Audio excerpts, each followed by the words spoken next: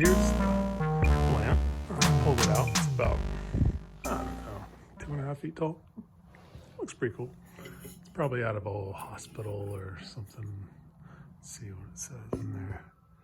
It says Bretford Manufacturing, Schilling Park, Illinois. And it's pitting a little bit in here.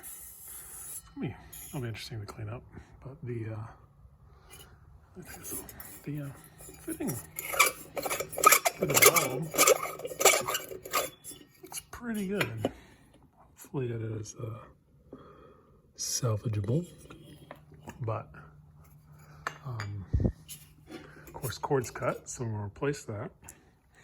Base is dinged up, but I can get all that off. And this was full of water when I got it, so I'll take it apart. See if I can't get this. It's probably rust. This like adjustment is probably rusted, so I'll get a new click switch. And that's just, I like that feature. I don't know why. It's like, grab it, no, whatever. But yeah, and then this arm, this little bit right here, I thought was very cool. It loosens, adjusts the height of it, whatnot, and then loosen this one, and you can pull this whole thing off. A base, I don't know, I'd say it's about 13 inches across. But yeah, turn it down, look at it this way. Yeah, so it's just simple. Right threaded rod running all the way up through it, or somehow, I don't know. But yeah, so I think I'm gonna strip all the paint off. Wire head probably.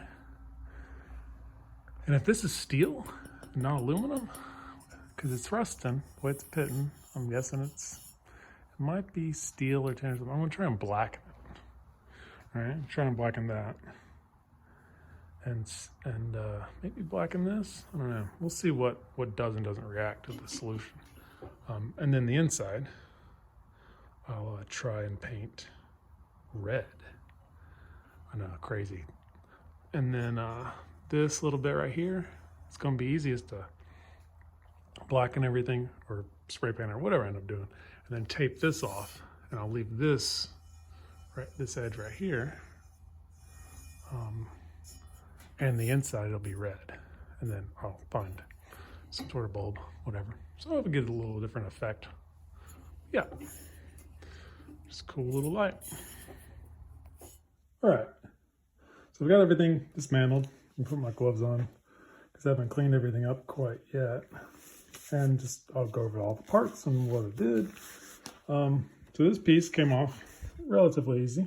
It was held on by this just one little threaded bolt. It's a little rusted, but it can be cleaned up, and I just went right through here and went up into this rod right here. So that over here, a little crooked. It's kind of weird, but it went into this. It's kind of interesting. This is a tube with an inset tube that's threaded. It's kind of cool. I don't know if you can see down in there, but yeah. And then I was able to get this free. So this is the adjustable height. So I just clamped it in the vise, broke this, and you can see now moves somewhat freely. I'm gonna have to probably clean all this up with some, I don't know, steel wool or something, and get some of this rust and whatnot off. Or, I don't even know if it's rust, it's just dingy. But get it off and then clean it all up. It's not even, I don't think it's chromed. I think it's just highly polished. But got this off. I'll replace this. I'll probably take this apart just in case I can reuse it for something else. It looks like it comes apart. I need a smaller flathead. But these are always cool to have around. You can take it apart, see if the parts are working. And if this is what was broken, that's probably why they clipped the end of it. Then we got all this off.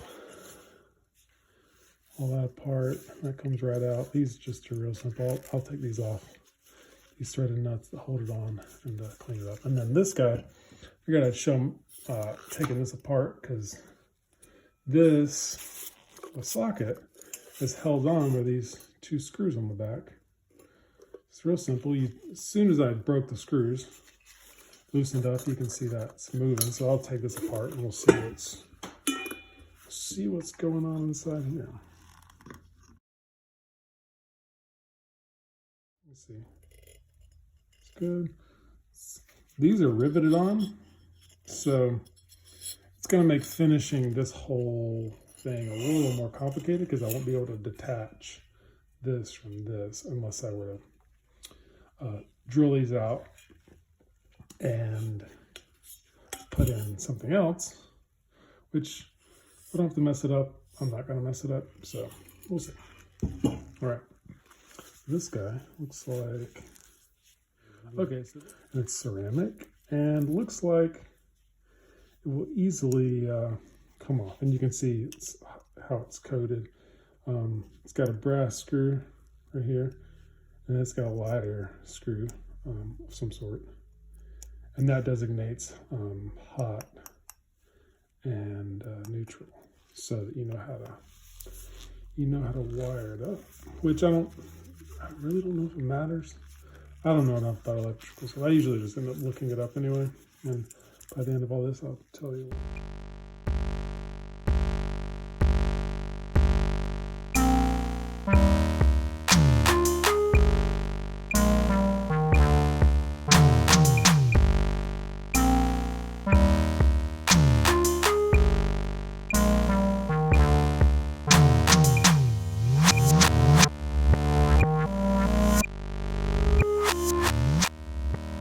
Okay, so just a reminder, if any of you need it, whenever you're sanding metal, especially paint off,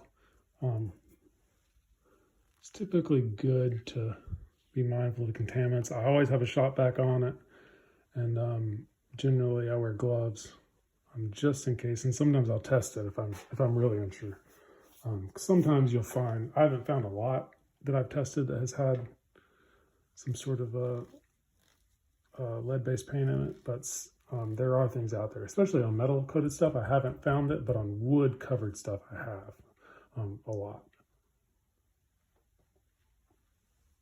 But now I'm going to blacken. I'm going to see if any of this will blacken up. And to do that, I'm going to use the stuff I haven't used it a ton. It's called Jack's. It's sold at like jewelry places and stuff. You can buy it online. You can buy it at the store. They're based out of New York, but it's used for blackening steel. This is iron, steel, nickel blackener, and then they make all sorts of stuff. They make brass blackener, browner, patina. But in order to not contaminate this bottle, just always use another container. Pour a little bit. You can see it's got a little color to it. It's whatever the agent is. I try not to get on my skin, but you know. And so depending on what these steel metals are, if this is aluminum, I don't know if it'll do anything. It may do something, but I really don't know. But I hit all of them. We'll see what they do, and then we can go from there on what we want to do color-wise. Because if it blackens, then I'll wax it. Let's see. Oh yeah, see, instant. So that's good. It means the rest of the stuff's probably the same. Yeah, you can see that instantly blackens it. Just a little brush I've had forever. Nothing fancy, but you can see there's not anything reactive on here. It's wet, but all the reactive stuff's already gone off. And a lot of the time, this stuff, you can do different techniques. You can spray it on, or you can get a bigger brush and you can brush it on larger strokes so you don't wind up with lots of little tiny strokes. You can see you get some of that on there, and it goes straight black. So what I'll probably do on most of this is I may do some trim elements. Like I'll do this a color, this rim a color, and the inside a color. But the rest I'll try and blacken, knock it back with steel wool a little bit, kind of show a little bit of the metal, and then probably wax it. So, and I'll probably get a spray bottle for that. It'll make coating it easier, but it gets nice colors. It's hard to see in this light, but it's got some blues and some kind of orangey hues and it just takes that bright steel, which is, you know, you can see for comparison, this, and it just gives it a sort of multi-toned look. It's really, really nice. Let's see. Ooh, didn't do it here. Okay, I'm just gonna toss some of this around, see what it looks like. This is just the blackening solution. And then we may blacken this lamp, so that's getting good. You can see it's hard to get that paint out of that corner. I mean, I tried everything. I guess there's a couple things I could try, but you know, I'm not going for perfection. I'm going for interesting. So probably just leave it. I already did this one. This is the arm that holds it. You can see blackened it. Let me dry it off actually.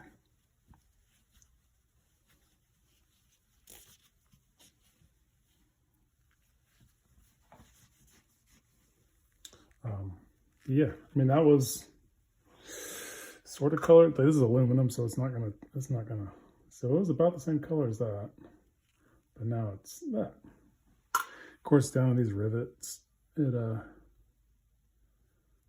doesn't want to get. I'm not going to worry about getting there. I'm just going to oil in there. But it's pretty cool. It's a, you know, it's not gray. It's like dark gray. It's got some color. See where we're at. So that's pretty cool. You got kind of a striation of colors. You got just some greens and some oranges and below black browns. So that's probably pretty good. And then we'll go back and wax all this stuff. Actually, I'll probably rinse it off with water just to make sure I get all this solution off. But, I mean, that's pretty nice. And it's hard to see with this overhead light. Well, I may pause. I need to polish the inside of this. See, it's still kind of rough from using the little Dremel guy. But I will say the key to getting the inside of this, like, fairly well cleaned up, because there was a coating, but I want the metal. I want this to be exposed metal now. I changed my mind on the painting. This will be blackened, and then I'll leave this exposed metal, then wax it, and then this exposed metal, and I'm going to polish inside, and then just blacken and wax the outside.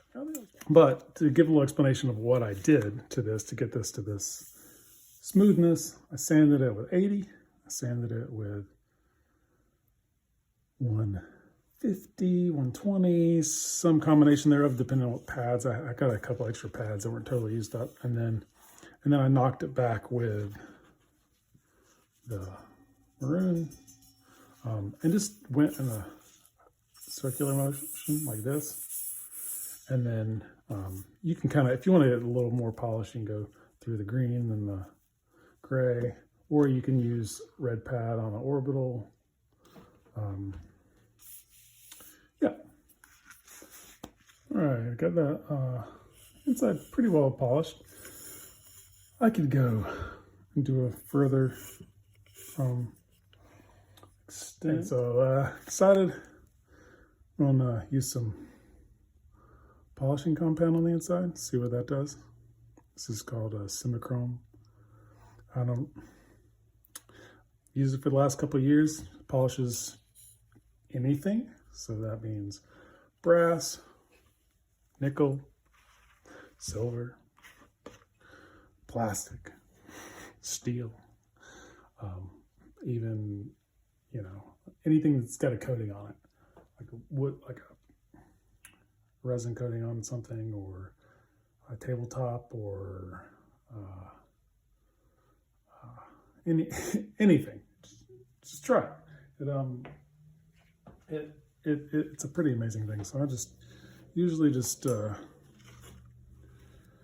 once I've got my surface clean, you just take a little bit of it. I mean, by a little bit, I mean like a little dab. Just put it where you want to work and just spread it out. And it cleans a little bit because there's a little bit of solvent. So if, yeah. And then just, you can do this manually. You can do this automatically, manually. I mean, you can do it with your hand, or you can do it with, some sort of polishing head on a Dremel or something. But I'm not really going for like mirror polish. But as you can see, where it hits, it just kind of evens out a lot of the color. So like when I have a light in here, the bulb, you won't catch as many of these hard streaks from the sander or the polishing racks. So I'm going to go and I'm going to go through and probably do the whole thing, and then I'll show you at the end what it looks like. So I did the just polish the inside a little bit, knocks back some of the harsher scratches or whatnot, because in order to get it perfect, you'd have to, I don't have the equipment to do it, so, but it looks very clean. Hopefully it'll give a good reflective quality. I'll probably wax it for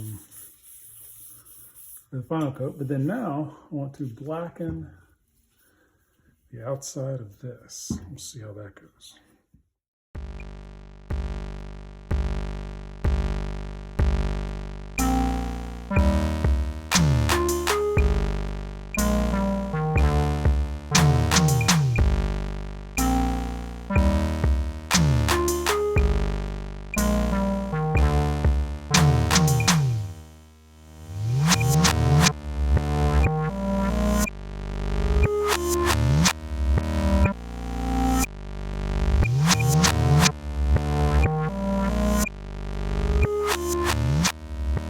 So here are my parts. Everything's waxed, everything's slightly polished, just a rag.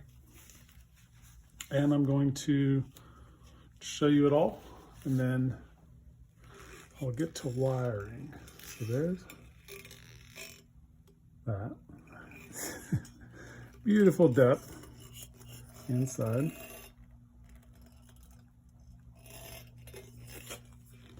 And these came out nice. I mean, aluminum, nice aluminum thumb screws. And a little blackened back cap. This cap goes right back here. And this is the base. Did the base. Didn't do the inside, the bottom. You won't see it, but it's that. Now I just cleaned up this ball end.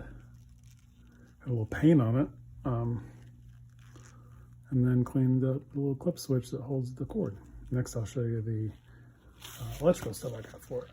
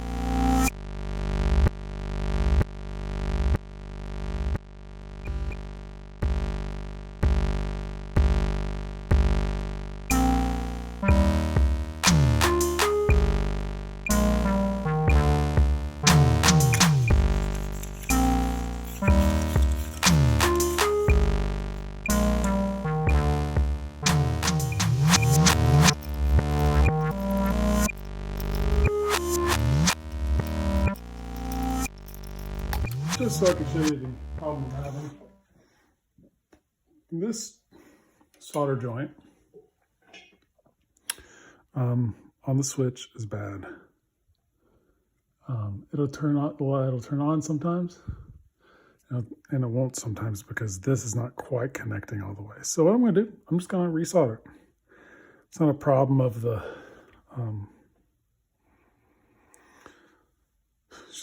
just happens in electronics, and it's something that you've got to learn to roll with, because I'm not going to be like, oh, I want to send the switch back, it's bad. No, what I'm going to do is I'm going to freaking fix it, because wherever it came from in freaking China, didn't have the best quality control and didn't catch that cold solder right there.